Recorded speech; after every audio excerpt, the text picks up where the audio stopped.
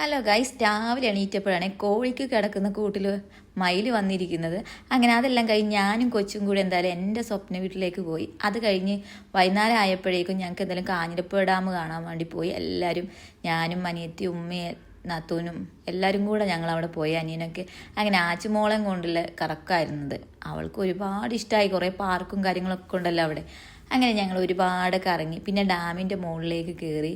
അവിടെ ഭയങ്കര രസമാണ്, ഭയങ്കര സീനറിയാണ്. എനിക്ക് ഭയങ്കര ഇഷ്ടമാണ്.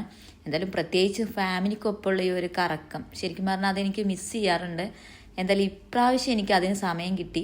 എപ്പോൾ നോക്കിയാലും ആച്ചിമോൾക്ക് ഒരു ഫോൺ വേണം. അവൾക്ക് കൊടുത്തു കഴിഞ്ഞാൽ ഞങ്ങൾ വേറെ ഫോണിൽ നിന്ന് വിളിക്കുമ്പോൾ ഉള്ള ഒരു ഭാവമാണത്. ആരാ വിളിക്കുന്നത്? ആരാ പറഞ്ഞേ?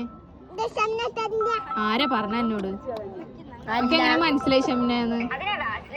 ആ ഫോണം കൊടുത്തേ.